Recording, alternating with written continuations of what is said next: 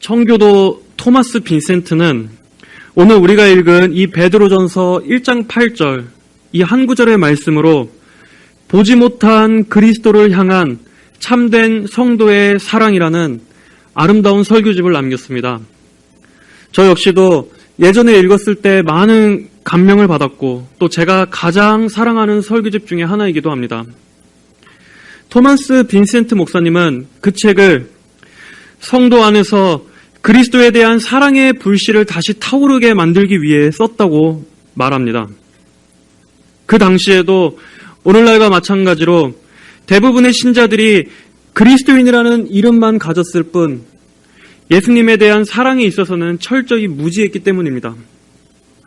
머리로는 지식의 빛을 가졌지만 그 마음 안에는 예수님에 대한 사랑의 온기가 전혀 없는 그러한 사람들이 가득 넘쳐난다고 그 설교자는 말하고 있습니다.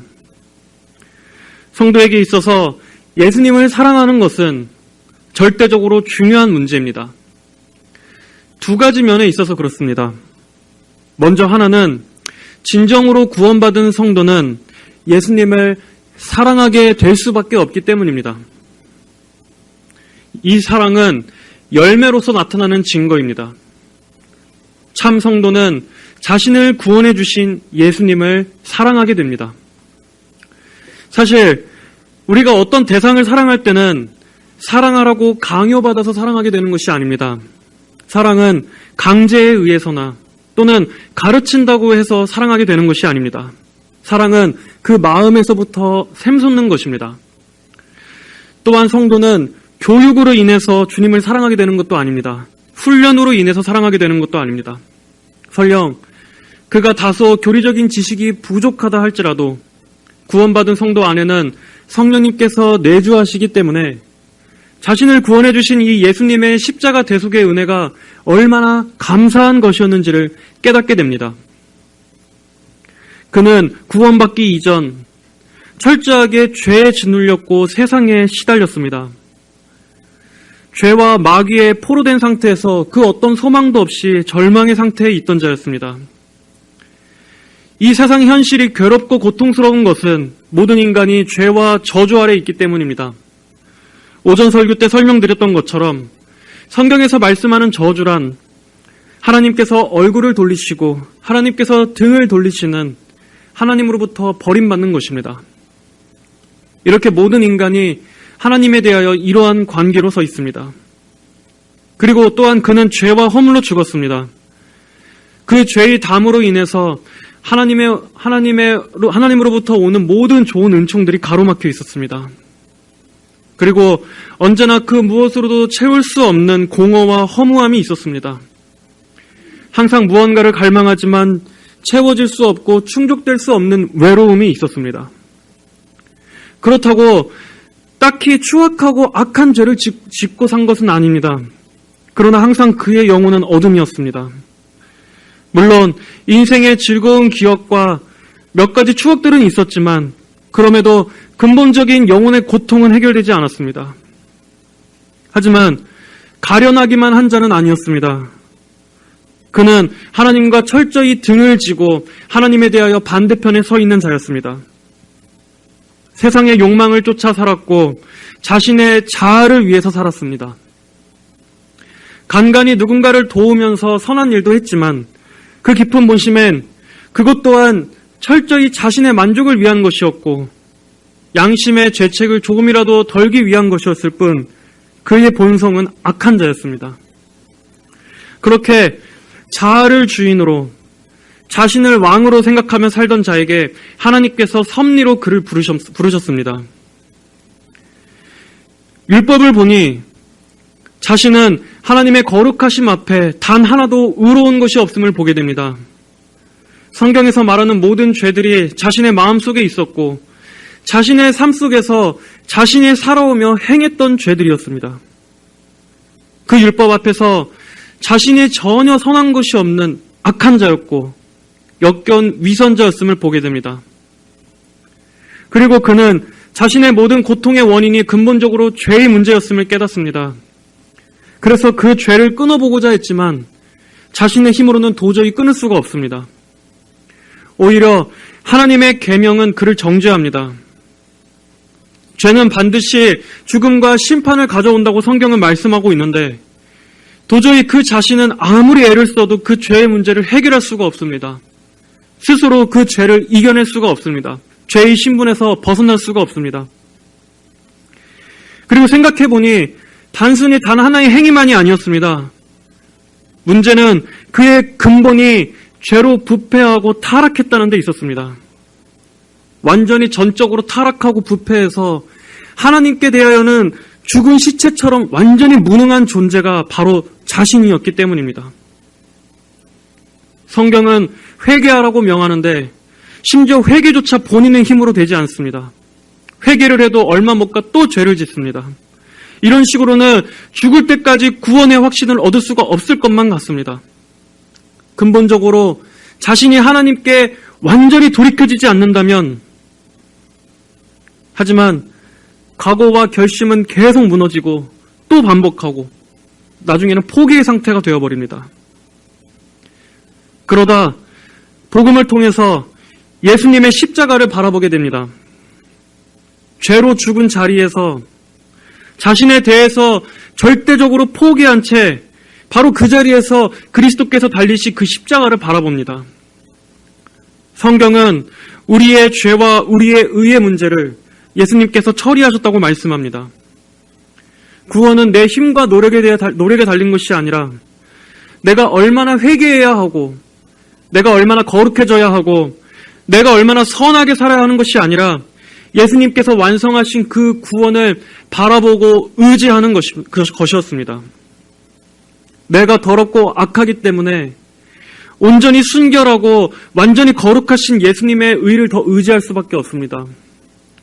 내 죄가 심판받을 죄였기 때문에 나 대신 심판받으신 주님을 바라볼 수밖에 없습니다. 내 안에는 정결함이 없기 때문에 내 죄를 씻어줄 예수님의 피를 의지할 수밖에 없었습니다. 그분께서 나 대신 죽으시고 심판받으시고 지옥에 내려가셨습니다. 그리고 그분이 부활하셔서 그 부활 생명을 내게 주셨습니다. 내가 할 수 있었던 것은 애초에 아무것도 없었던 것입니다. 내가 내 스스로 구원을 이루려고 하는 것 자체부터가 시작부터가 잘못된 생각이었던 것입니다. 구원은 오직 하나님께서 보내신 중보자 예수 그리스도께 있었던 것입니다. 그 예수님께 자신을 전적으로 의지하자 이젠 진정한 자유를 느낍니다. 정말 예수님 외에는 구원자가 없고 예수님 외에는 소망의 길이 없었다는 것이 믿어집니다. 나 대신 심판의 자리에 서신 예수님만이 나의 유일한 구원자이심을 고백할 수밖에 없게 됩니다. 그리고 그는 이 모든 은혜를 주신 하나님을 찬양하게 됩니다. 날 위해 죽으시고 부활하사 내 모든 죄를 청산해 주신 이 주님 안에서 놀라움과 기쁨과 감사를 발견하게 됩니다. 그리고 이 구원을 생각할수록 주님에 대한 사랑이 더욱더 커져갑니다. 전에는 관심도 없었습니다. 기독교도, 교회도, 예수님도, 십자가도 아무런 관심이 없었습니다. 그러나 이제는 그의 마음에 이 구원의 영광이 가득합니다. 이렇게 놀라운 방식으로 구원을 베푸신 이 하나님의 영광과 지혜가 너무나 아름답다고 여겨집니다. 그리고 예수님께서 하신 그 일이, 그리고 그 분이 너무나 감미롭게 느껴집니다. 그래서 이제 그분을 위해 살고자 하는 마음이 생겨납니다. 내 일생을 들여서라도 내가 사는 날 동안에 하나님을 위해 살리라. 예수님의 완전하신 십자가 구속을 찬양하며 살리라. 그분의 뜻에 순종하며 살리라 하는 이 마음이 기쁨으로 생겨납니다. 이제 성도는 그분께서 계시는 그 천국을 향해 달려가는 이 목표를 향해 사는 것입니다. 이렇게 성도에게 있어서, 구원받은 성도에게 있어서 예수님에 대한 사랑은 그 구원에 필연적으로 따라오는 열매입니다. 구원을 얻고 그 구원의 감격을 진정으로 누리고 거듭난 자만이 주님을 사랑하게 되는 것입니다. 예수님에 대한 사랑이 성도에게 있어서 절대적으로 중요한 두 번째 이유는 그 사랑으로 인해서 고난을 이기게 되기 때문입니다. 구원받은 성도는 예수님에 대해서 새로운 시각을 갖게 됩니다. 십자가에 대한 그의 관점도 변화하게 됩니다. 하나님께서 하신 모든 일이 영광스럽게 보여지고 그분께서 하신 모든 그분의 속성과 그 사역들이 아름답고 달콤하게 여겨집니다. 하지만 그것으로 끝나는 것은 아닙니다. 우리는 아직 이 땅에 있기 때문입니다. 우리의 영적 신분은 그리스도 안에서 자유로운 의의 백성이 되었지만 아직 우리의 두 발은 이 땅에서 이 죄악된 세상 속에서 살아가고 있습니다. 이 세상 주관자는 마귀입니다. 예수님의 재림의 날까지 아직 이 세상은 어둠의 때입니다. 우리가 완전하고 영원한 영화의 상태에 이르기까지 우리 역시 이 죄악된 세상에서 살면서 겪는 여러 가지 고난과 슬픔, 고통을 경험하게 됩니다. 그러나 그리스도를 향한 이 사랑은 그 고난을 이기게 해줍니다. 인내하며 믿음과 소망으로 견뎌내게 해줍니다. 오히려 후에 다가올 영광을 더욱더 소망하도록 만들어줍니다. 고난으로 인해서 말라 죽는 것이 아니라 오히려 고난을 통해서 정결해지고 고난을 통해서 더 성장하게 되며 고난을 통해서 예수님과 가까워지게 되는 것입니다. 이것이 그리스도에 대한 사랑이 우리에게 살아 역사하는 신비입니다. 머리로만 사랑하는 것이 아니라 성령으로 거듭난 그 사랑이 살아 역사하는 신비라는 것입니다. 오늘 우리가 읽은 본문인 베드로전서는 이 베드로전서는 격려의 서신이라고 불립니다. 베드로가 이 편지를 보낸 대상은 소아시아에 흩어진 성도들이었습니다. 베드로는 1장 1절에서 베드로전서 1장 1절에서 이 성도들을 예수 그리스도의 사도 베드로는 본도, 갈라디아, 갑바도기아, 아시아, 비두니아에 흩어져 있는 나그네라고 부르고 있습니다. 그 성도들은 이 땅에 흩어진 나그네와 같았습니다. 이 흩어진 나그네라는 표현은 과거 이스라엘 백성들의 포로 생활과 또 바벨론 포로 이후에 있었던 그 유대인들의 흩어진 삶을 떠올리게 해줍니다. 그리고 또 이 편지의 수신자로서 유대인이 아닌 이방인 그리스도인들도 있었을 것입니다. 그들은 이방인이었지만 사도들의 전도 여행을 통해서 예수 그리스도를 주와 구주로 영접하고 그리스도 안으로 들어오게 된 사람들이었습니다.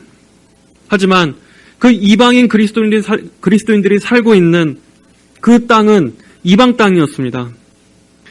여기 나오는 이 지역인 본도, 갑바도기아, 비두니아 등은 아직 이 당시에 복음화가 되지 않았던 곳이기 때문입니다. 이방인 그리스도인들은 어둠으로부터 부르심을 받았습니다. 전에는 하나님의 백성이 아니었지만 이제는 하나님의 백성으로 받아들여졌습니다. 하지만 아직 그들이 살고 있는 곳은 어둠이었고 하나님의 백성이 아닌 마귀를 주인으로 섬기는 자들이 가득한 땅이었습니다.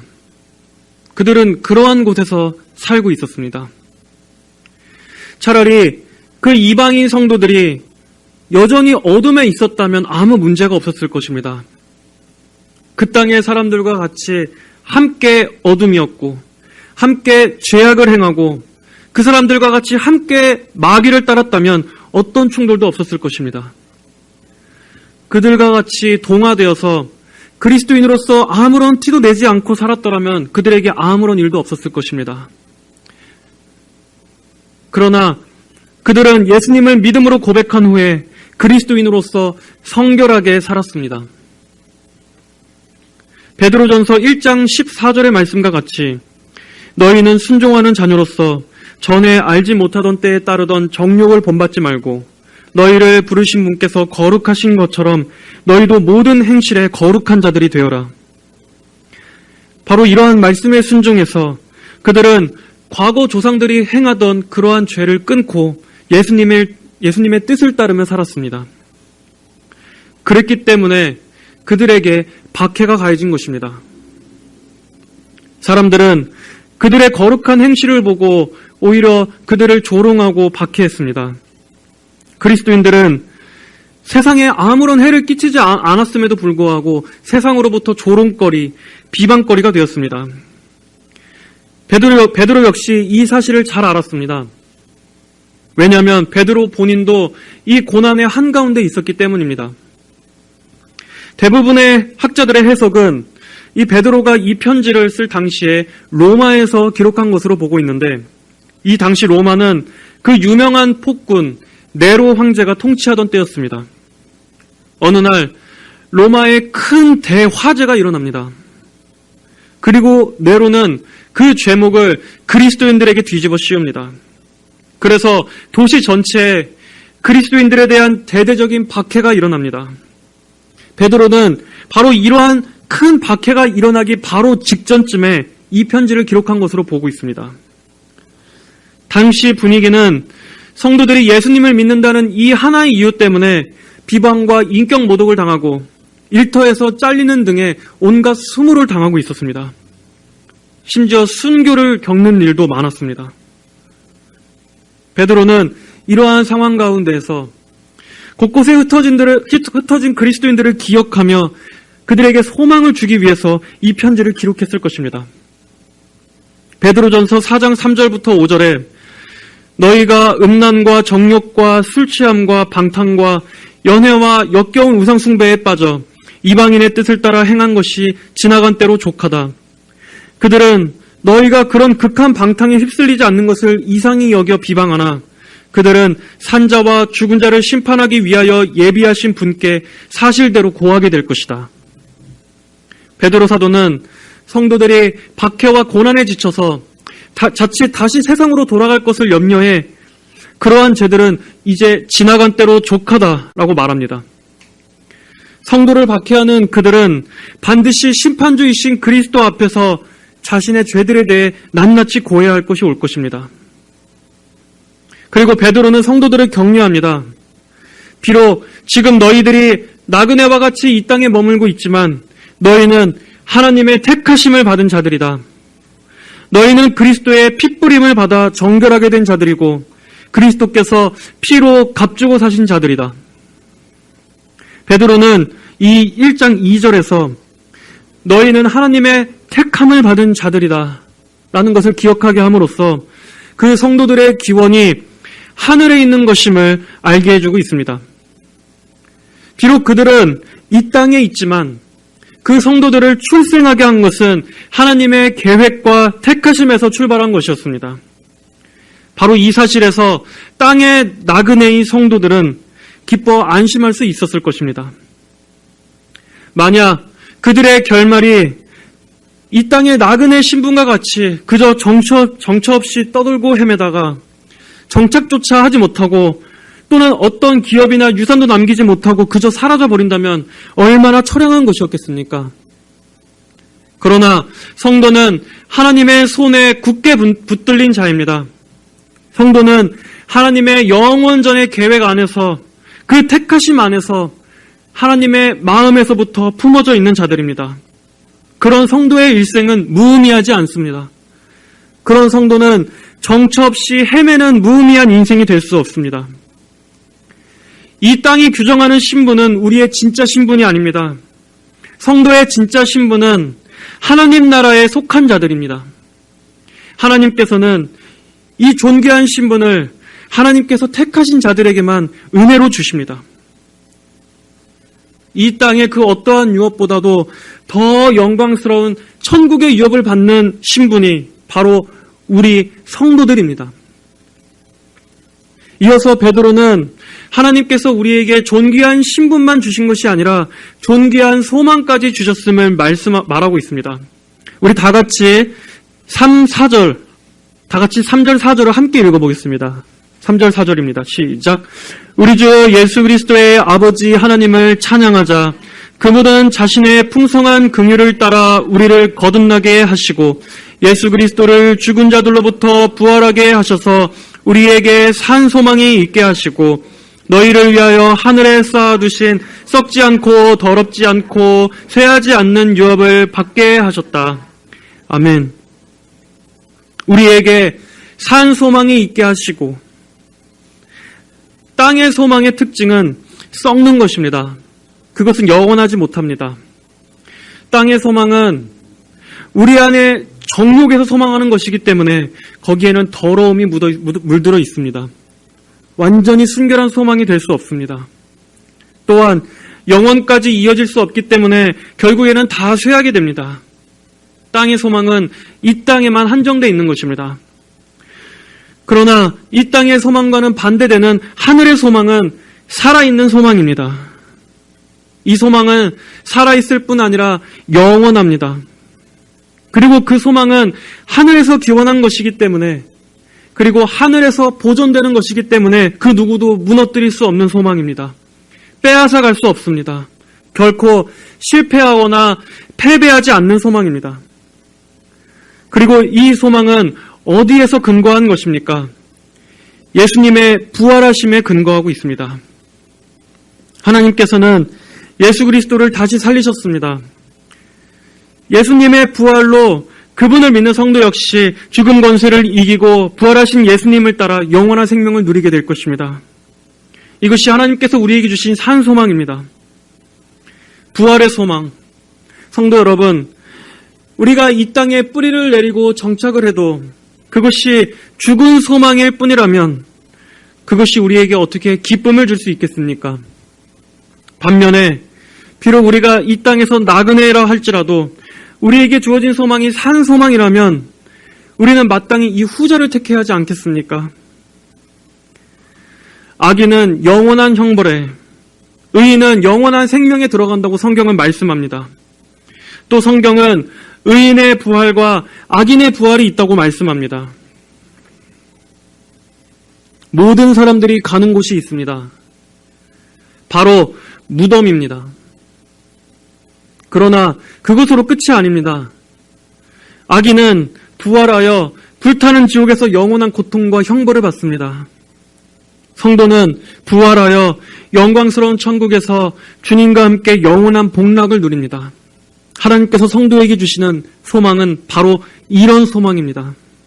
돈으로도 살 수 없고 노력으로도 살 수 없고 어떤 고귀한 신분으로도 얻을 수 없는 이 소망을 그리스도를 통해 우리에게 은혜로 주신 것입니다.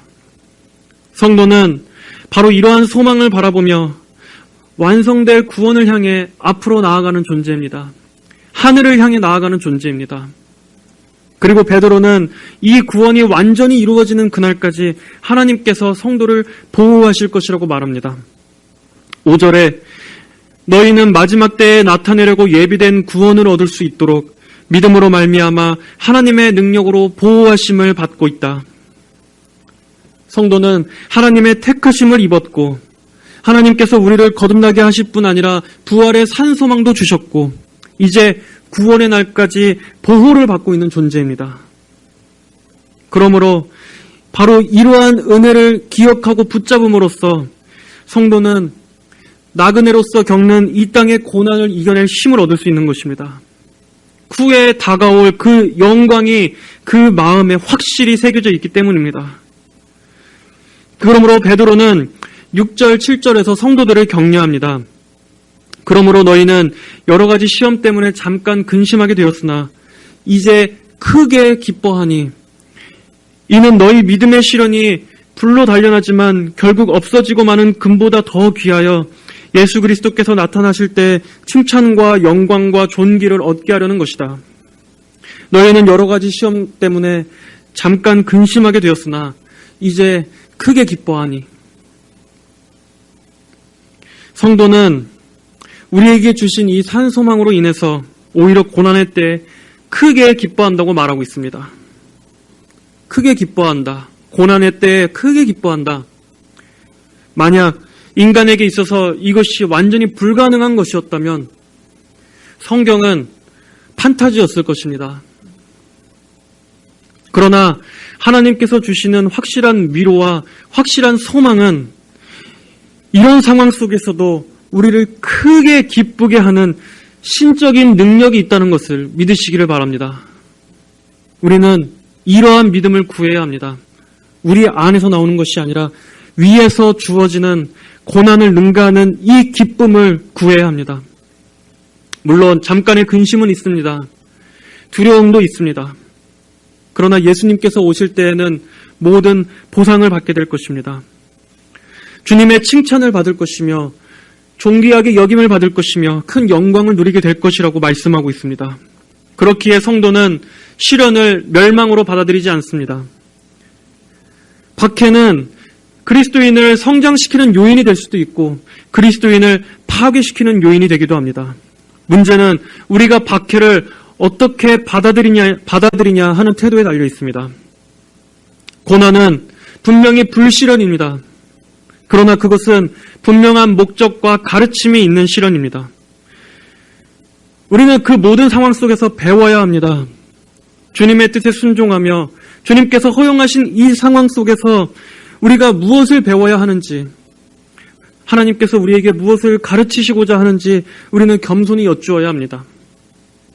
자, 이제 우리 다시 한번 오늘의 8절, 9절 말씀을 함께 읽어보겠습니다. 시작. 너희가 그분을 보지 못하였으나 사랑한다. 지금도 그분을 보지 못하면서도 믿으며 말할 수 없는 영광스러운 기쁨으로 즐거워하니 이는 너희가 믿음의 결국 곧 영혼의 구원을 받기 때문이다. 이 성도들은 예수님을 눈으로 목격하지 못했습니다. 우리와 마찬가지로 이들 역시 우리처럼 전도를 통해서 또는 복음을 듣고 주님을 영접했기 때문입니다. 하지만 이들은 예수님을 마치 눈으로 보는 것처럼 예수님과 함께하는 것처럼 주님을 사랑했습니다. 사랑할 뿐 아니라 주님을 즐거워한다고 말씀하고 있습니다. 이것이 그 어떤 고난도 이겨내게 해주는 강렬한 동기가 되어준 것입니다. 그분을 보지 못하였으나 사랑한다. 말할 수 없는 영광스러운 기쁨으로 그분을 즐거워한다. 자, 그렇다면 우리가 눈으로 볼 수 없는, 눈으로 보지 못한 이 예수님을 어떻게 사랑할 수 있습니까? 어떻게 그분을 두 눈으로 보는 것처럼 갈망할 수 있겠습니까? 우리는 말씀과 성령을 통해서 그분을 볼 수 있습니다. 하나님의 말씀에는 우리가 그분을 이 육체의 두 눈으로 보는 것보다 더 자세하게 예수님에 관해 알 수 있도록 기록되어 있습니다. 예수님의 성품과 예수님의 사역에 관해 기록되어 있습니다.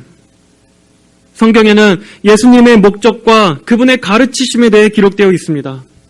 구약부터 신약까지 성경 곳곳에는 예수 그리스도의 형상이 배어 있습니다. 단어 하나, 한 구절 한 구절에 그리스도의 영광이 배어 있는 것입니다. 예수 그리스도의 보혈이 배어 있는 것입니다. 그리고 이것은 우리가 주님을 눈으로 보는 것보다 더 많은 것을 알게 해줍니다. 육신의 눈은 그저 외형적인 것만 볼 수 있을 뿐 그 이상은 보지 못합니다. 그러나 계시된 성경을 통해서 우리가 예수님에 관해 읽게 될 때 우리는 성령님을 통해서 예수님에 대해 더욱 많은 것을 볼 수 있게 됩니다. 하늘 보좌에 계신 우주의 창조주이신 분께서 우리를 구원하시기 위해 이 땅에 피조물의 몸을 입고 오셨습니다. 사자 같으신 왕께서 우리를 구원하시기 위해 어린 양이 되셔서 우리를 위해 제물로 죽으셨습니다. 죄인을 구원하시기 위해 거룩하신 분께서 죄인처럼 죽으셨습니다. 죄를 없애시기 위해 죄로 삼아지셨습니다. 죽으실 수 없는 분께서 죽으셨습니다. 지옥에로 심판하시는 심판주께서 우리 대신 지옥에 떨어지셨습니다. 온 우주를 창조하신 분께서 피조물의 발에 짓밟히셨습니다. 하지만 어린 양 되신 분께서는 또한 왕이신 분입니다. 그분은 죽음 권세를 이기시고 우리의 죄에 대한 모든 대가를 지불하셨습니다. 그분의 완전하신 의를 우리에게 전가해 주셨습니다. 우리의 구원에 필요한 모든 것을 그 십자가의 처형 장소에서 다 이루었다고 말씀하심으로써 완전한 확증을 이루신 것입니다. 또한 이 예수님은 우리의 목자가 되어주셔서 우리를 푸른 초장으로 인도해 주십니다. 우리의 원수 앞에서 기쁨의 상을 차려주실 거라 약속하신 분이십니다. 바다를 잠잠케 하신 분께서 우리 인생의 풍파 속에서 함께해 주십니다. 목마른 자에게 생명의 근원이 되시고 생명수 자체이신 분께서 목마르지 않는 영원한 물을 주십니다. 굶주린 자들에게는 생명의 빵이 되신 분께서 영혼의 양식을 공급해 주십니다. 여전히 죄로 더러워지고 날마다 혼탁해지는 우리에게 그분의 보혈의 효력은 끝나지 않습니다. 그분은 계속해서 우리를 씻겨주시고 넘어진 우리를 일으켜 세워주시고 회복시켜주시고 끝까지 보호해주십니다. 예수님께서 이 모든 일을 성취하셨으며 완전한 구속의 날까지 계속해서 우리를 안전한 초장과 실만한 물가로 인도해 주십니다. 그리고 두 팔을 벌리시고 누구든지 어떠한 죄인이든 다 나와서 주께서 주시는 이 생명의 빵과 생명의 물을 마시라고 말씀하십니다. 돈 없는 자도 값없이 나와서 다 마시라고 모든 죄인을 초청하십니다. 이 보혈의 샘물에 죄인의 몸을 담글 때 우리 힘으로 도저히 할 수 없는 이 영혼과 인생의 치료가 있게 될 것이라고 말씀하신 분입니다. 성도는 바로 이러한 분을 사랑할 수밖에 없습니다. 진정으로 은혜의 구원을 입은 자들은 이분만을 사랑할 수밖에 없습니다. 또한 우리는 성경에 게시된 이 예수 그리스도에 관한 지식을 묵상함으로써 그분에 대한 사랑이 더 깊어지게 됩니다. 오늘날 사람들이 주님을 사랑하는 마음이 현저하게 적은 이유는 무엇입니까? 사랑해야 한다는 것을 알면서도 그 사랑이 더 깊어지지 않고 언제나 미지근한 이유는 무엇입니까? 바로 묵상이 없기 때문입니다. 우리는 일주일에 한 번 예수님에 대해서 이 주일에 잠깐 듣고 그저 흘려 듣고 이내 세상으로 나가버립니다. 그렇게 들은 그 말씀은 단 반나절도 못 지나서 다 잊어버리게 됩니다. 오전에 들은 말씀이 저녁이 되면 다 까먹습니다. 주일을 보내고 나서 월요일 아침이 되면 다 잊어버립니다. 이런 식으로 하나님의 말씀이 그 마음에 전혀 심겨지질 못하는 것입니다. 마음밭에 그 말씀의 씨앗이 떨어져도 새가 와서 금방 그 말씀의 씨앗을 잡아먹고 달아납니다. 그런 상태로 한 주를 보냅니다. 이 세상 속에서 치여 살면서 이 주일에 이 예배드리고 하나님 말씀을 듣는 이 시간은 그의 마음에 사라져 있습니다. 그렇게 하루하루 한 주 한 주를 보내면 그 마음이 돌밭같이 되어갑니다. 그러다 점점 나중에는 말씀이 아예 들어가지도 못하게끔 딱딱하게 굳는 것입니다. 우리의 마음에는 이 세상의 것이 너무나 가득합니다. 그래서 예수님에 관해 생각할 자리가 없습니다. 깊은 묵상은커녕 가장 기본적인 영의 양식조차도 그것마저도 먹지 않은 채 살아가는 것입니다. 하지만 성도 여러분, 반드시 기억하십시오. 예수님을 사랑하지 않는 것은 죄입니다. 예수님을 사랑하는 것은 하나님의 크신 은혜를 입은 어떤 특별한 성도들에게만 주어진 것이 아닙니다. 성도라면 마땅히 주님을 사랑해야 하고 사랑하게 되어 있습니다.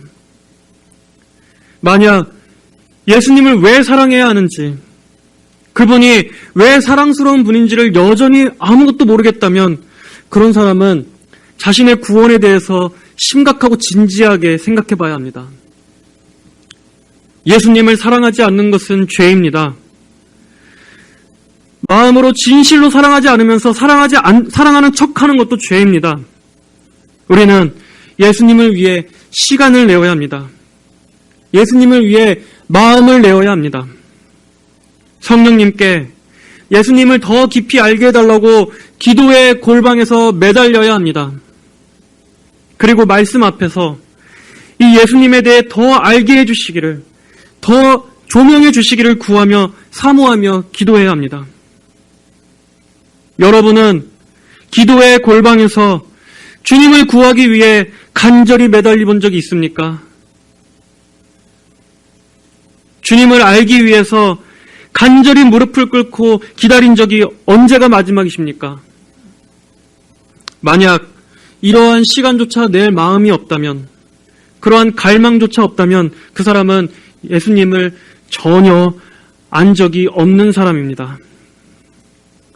우리 중에 너무나 바빠서 도저히 예수님에 대해서 단 1분 1초도 생각할 시간이 없는 분은 아마 없을 줄로 압니다. 우리가 어떤 대상을 사랑하면 그 대상을 만나기 위해서 시간을 냅니다. 먼 거리도 마다하지 않고 달려갑니다. 찾아갑니다. 하지만 우리가 주님 앞에서 그런 열심조차 내지 않는 것은 시간이 부족한 것이 아니라 마음이 부족한 것입니다. 열망이 부족입니다. 사랑하지 않는 것은 알지 못하기 때문이기도 합니다. 알지 못하기 때문에 사랑하지 않는 것입니다. 청교도들은 특히 묵상을 강조했습니다. 묵상이란 하나님의 진리를 깊이 곱씹어보고 생각하고 살펴보는 것입니다. 입 안에서 달콤한 사탕을 계속 혀로 돌려가면서 맛을 보듯이 하나님의 진리를 입과 마음에 머금고 우리의 영혼에 머금고 계속 돌려가며 그 맛을 음미하는 것입니다. 진리를 음미하는 것입니다. 그리고 이 일에는 시간이 필요합니다. 골방에서 이 기도의 시간을 통해서 또 바쁜 와중에도 우리가 걸어가거나 일하는 중간중간 그 짬나는 때마다 우리 마음 안에 이 주님에 대한 생각이 늘 가득하다면 이것은 일상에서도 가능한 일입니다. 예수님에 대한 말씀과 그분에 대한 교리를 듣고 배우고 연구하고 살펴보는 것은 마치 장작을 떼는 것과 같습니다. 그러나 장작을 떼는 그것만으로는 안 됩니다. 이 장작에는 불이 임해야 합니다. 묵상과 기도는 바로 그 장작에 기름을 붓고 불을 타오르게 하는 것과 같습니다. 예수님에 대해 아는 지식을 놓고 우리가 그것을 알기를 사모하고 열망하며 기도할 때 그 지식에 불이 붙는 것입니다. 교리는 반드시 묵상되어져야 하고 기도되어져야 하며 실천되어져야 하는 데까지 이어져야 합니다. 그것이 바로 그리스도로 아는 살아있는 지식, 인격적인 지식입니다. 우리는 바로 이러한 예수님을 아는 지식, 즉 빛과 예수님에 대한 사랑과 열심인 이 열, 지식과 열심, 빛과 열 모두를 가진 성도가 되기를 추구해야 합니다. 성도 여러분, 오늘 예배를 마치고 집에 돌아가서 한 주를 시작하기 전에 여러분 마음에 꼭 이 사실을 기억하시길 바랍니다. 예수님을 사랑하지 않는 것은 죄입니다. 특별한 성도만이 아니라 모든 성도는 그리스도를 사랑해야 합니다. 그것도 미지근한 사랑, 형식적인 사랑이 아닌 열렬한 사랑을 구하십시오. 그분은 우리의 열렬한 사랑을 받으시기에 합당할 만큼 아름답고 열정적이고 뜨거우신 분입니다. 예수님께서는 말씀하셨습니다. 계시록 3장 16절에 내가 이같이 미지근하여 차지도 않고 뜨겁지도 않으니 너를 내 입에서 토해내겠다. 미지근한 자는 주님께서 그 입에서 토해내버리시겠다고 말씀하셨습니다. 성도 여러분, 미지근한 신앙에 안주하지 마십시오. 예수님의 영광을 알기를 구하십시오. 그분의 아름다움을 알게 해달라고 구하십시오. 그분의 빛과 그분의 온유하심과 그분의 그 사랑과 아름다우심과 거룩과 순결하심을 알기를 사모하십시오. 그리고 그것을 감미하고 누리고 달콤함에 사로잡히기를 기도하시길 바랍니다. 이것이 여러분의 기도 제목이 되시기를 바랍니다. 조나단 에드워즈는 거듭난 성도가 그리스도의 영광과 아름다움을 바라보며 즐거워하는 그 영적 감각을 신적인 미각이라고 말했습니다. 눈으로 볼 수 없지만 성도는 영적으로 그리스도를 누릴 수 있습니다. 성도는 영적으로 그리스도를 맛볼 수 있습니다. 그분을 음미할 수 있습니다. 이것이 바로 말할 수 없는 영광스러운 기쁨으로 즐거워한다고 하는 이 즐거워한다의 의미입니다. 우리는 말씀 묵상을 통해서 예수님에 대한 진리를 깊이 마음에 심게 되고 기도를 통해서 그 사랑에 불을 지피게 됩니다. 그러면서 점점 주님을 가까이 하게 되고 그분을 즐거워하며 누리게 됩니다. 자, 이제 말씀을 맺겠습니다. 이는 너희가 믿음의 결국 곧 영혼의 구원을 받기 때문이다. 이 땅에서 그분의 풍성함과 그분의 영광을 간절히 사랑하며 이 영광에 눈이 먼 자만이 천국에서 그분을 보기 위해서 이 좁은 길을 걸어갈 것입니다. 밭에 감추어진 보화의 비유를 기억하십니까? 예수님을 가장 소중하고 가장 존귀한 보물로서 그 가치를 발견한 사람은 이제 그가 가진 재산을 다 팔아서 그 밭을 삽니다. 그러나 그 보물을 알아보지 못한다면, 예수님에게서 그 어떠한 매력도 발견하지 못한 사람은 그냥 지나쳐 갈 것입니다. 자, 이제 또 새로운 한 주가 시작됩니다.